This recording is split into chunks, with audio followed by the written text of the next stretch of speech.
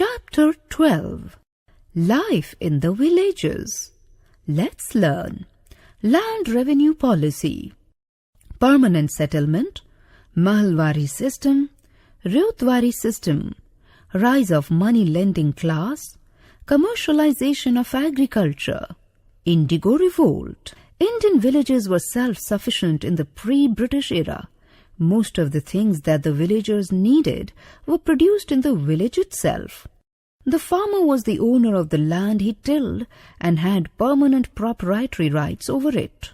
The rulers exacted a small part of his produce as tax, and if the crops failed on account of natural calamities, floods, drought, this tax was reduced or even completely waived. However, with the advent of British, the situation changed.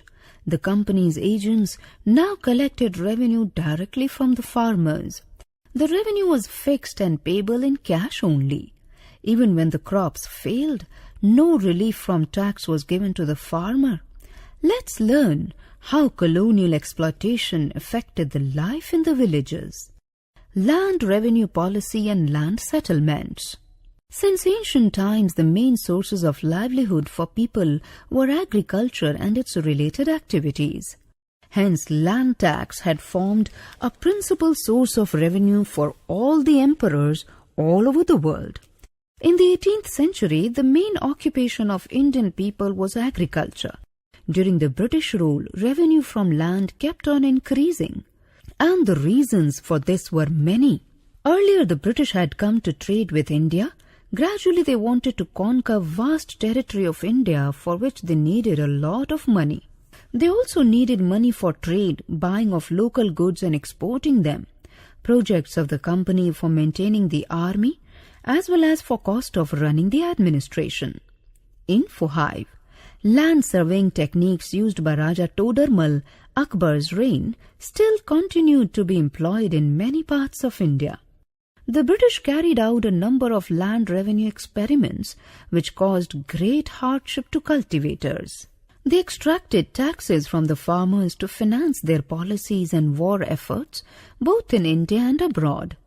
Direct and indirect means were carried out to bring about this collection of revenue for the British.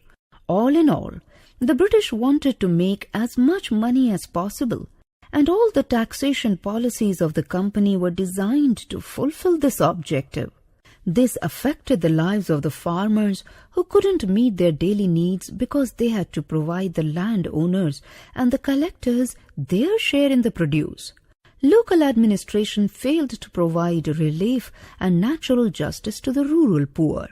Under Warren Hastings' charge, the company granted the right to collect revenue from an area to the highest bidder. This arrangement didn't succeed. As such, high and unrealistic bids were made, and the bidding amounts were much more than what the land could actually produce. The company thus never received the full amount. This resulted in an unstable income. To regularize revenue collection, the company brought in certain changes in the revenue collection system and introduced 3 new policies to collect revenue. These were the permanent settlement, the Mahalwari settlement, and the Ryotwari settlement. Permanent settlement 1793. Lord Cornwallis introduced the permanent settlement in Bengal and Bihar in 1793. It made the landlord or zamindar deposit a fixed amount of money by a certain date in the state treasury. In return, they were recognized as the hereditary owners of land. This made the zamindar the owner of the land. The amount of revenue to be paid to the company was fixed for a period of time with no provision for revision, which made the British financially secure.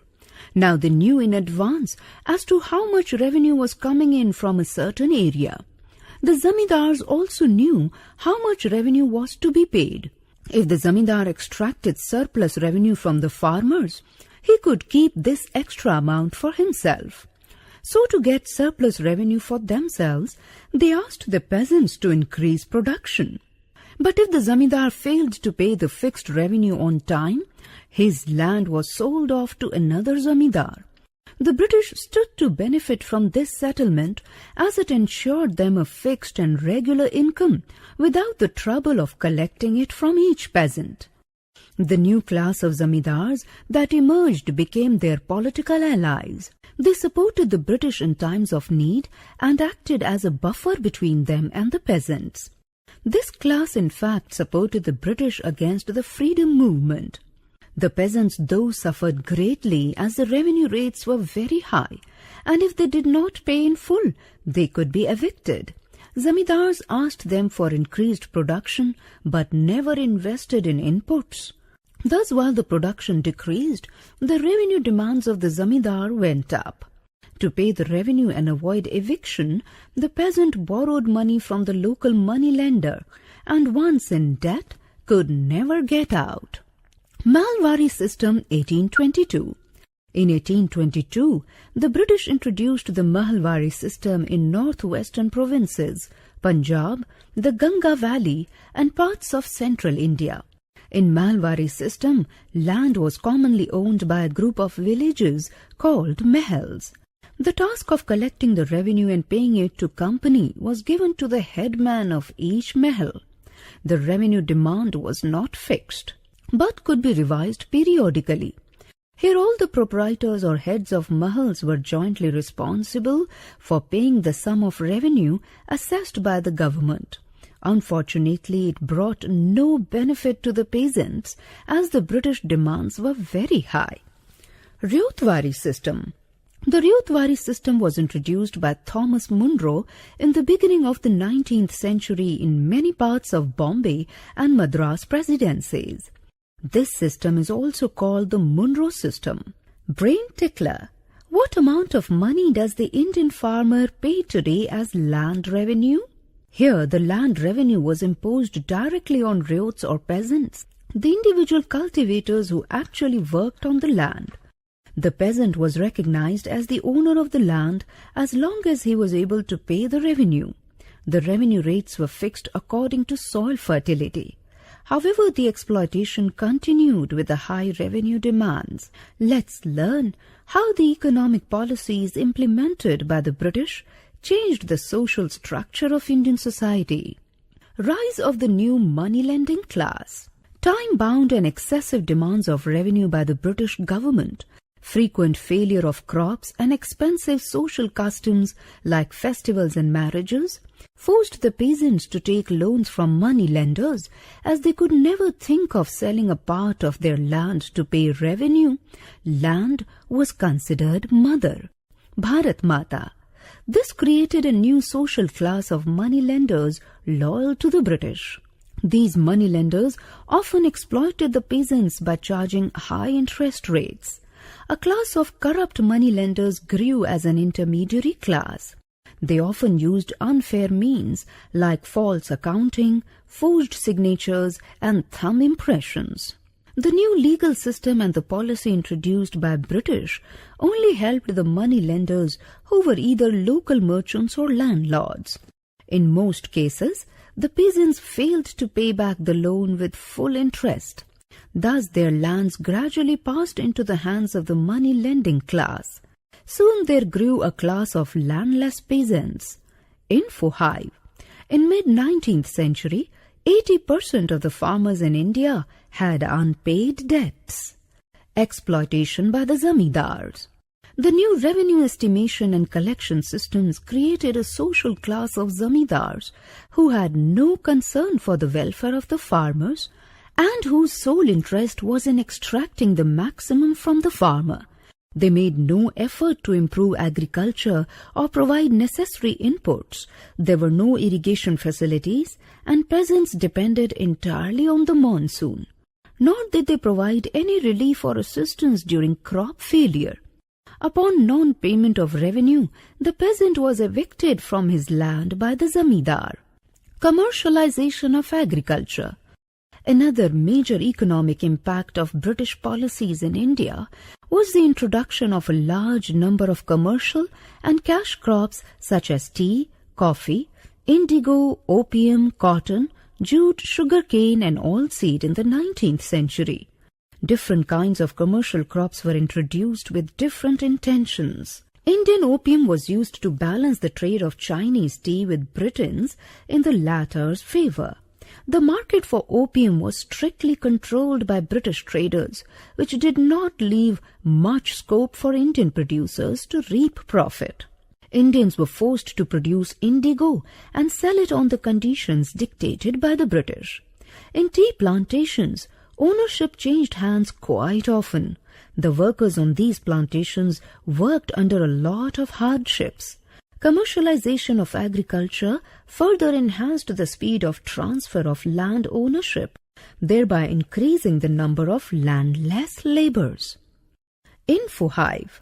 Tax is a sum of money demanded by a government for its support for specific facilities or services levied upon incomes, property, sales, etc.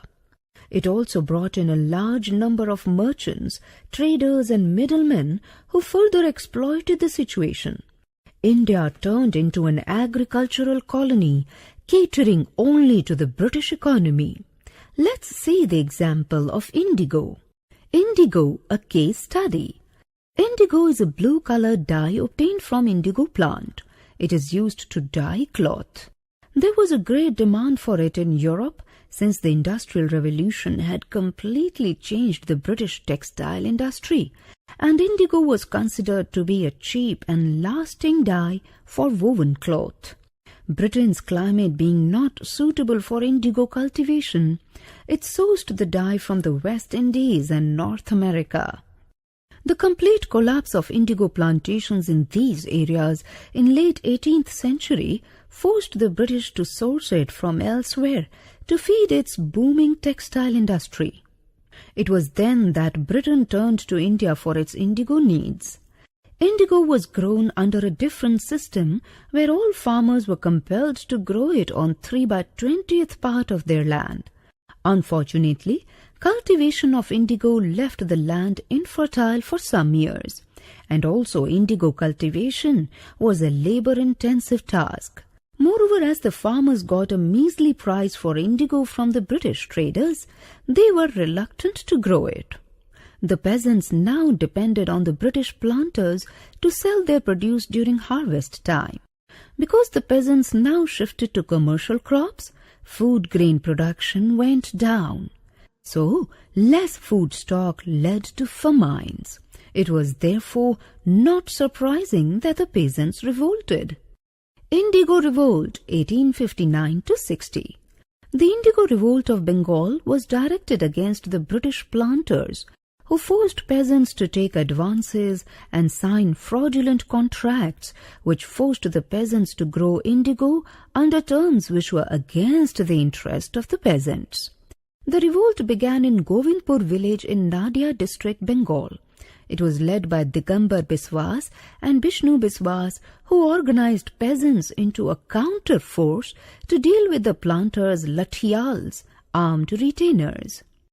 In April 1860, all the cultivators of the Barasat subdivision and in the districts of Pabna and Nadia resorted to a strike. They refused to sow any indigo.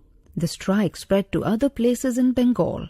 The revolt enjoyed the support of all categories of the rural population, missionaries and the Bengal intelligentsia. The ryots cultivators, armed with spears, bows and arrows and swords, attacked the indigo factories and planters. This was vividly portrayed by Deen Bandhu Mitra in his play Neel Darpan, enacted in 1869. It led to the appointment of an indigo commission in 1860 by the government, by which some of the abuses of indigo cultivation were removed. A major reason for the success of indigo revolt was the tremendous initiative, cooperation, organization and discipline of the ryots. Another was the complete unity among Hindu and Muslim peasants. Leadership for the movement was provided by more well-off ryots, and in some cases by petty zamindars, money-lenders and ex-employees of the planters. Bengal stopped being the hub of indigo cultivation, and the indigo planters shifted their base to Bihar. In 1917, Mahatma Gandhi fought for the cause of indigo farmers in Champaran. Info Hive. In biblical times, the scarcity of indigo meant only the wealthy could afford it, giving rise to the idea of purple being the color of kings. The Virgin Mary is often robed in purple. There was an enormous drain of wealth from our country to Britain due to various economic policies of the British. Additional financial burden was placed on India due to expenditures on salaries, pensions and training of military and civilian staffs employed by the British to rule India. If this wealth had been invested in India, it could have helped to enormously improve the economy of this country. Elsewhere in the world, indigo making in southern colonies of the USA. Indigo was highly prized source of blue dye. It was a non-edible plant that was grown on slave plantations in the colonial period. It was not grown on colonial plantations until an enterprising woman called Eliza Lucas Penicky in 1722 to 1793 developed the indigo plants as an additional cash crop for the southern slave plantations. During the 1720s, the French government had supplied the French colonists and settlers in Louisiana with indigo plant seeds. The indigo crop was successfully cultivated in Louisiana and factories were built for the manufacture of dye. When the indigo plants were in bloom, they were cut and put in large tubs to soak. There they fermented until it was time to drain the liquid and complete the process.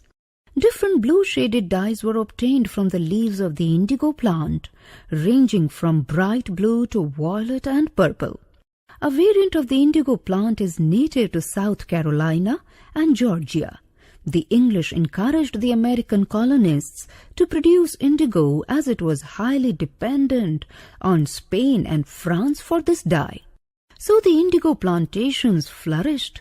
The cultivation and processing of the indigo dye produced 1/3 the total value of the exports from the southern slave plantations before the Revolutionary War. Recap. The company introduced 3 new policies to collect revenue: the permanent settlement, the Mahalwari and the Ryotwari system. Lord Cornwallis introduced the permanent settlement in Bengal and Bihar in 1793. In Mahalwari system, land was commonly owned by a group of villages called mahals. In the Ryotwari system, the land revenue was imposed directly on the Ryots or peasants. The indigo revolt of Bengal was directed against British planters. Bengal stopped being the hub of indigo cultivation and the indigo planters shifted base to Bihar.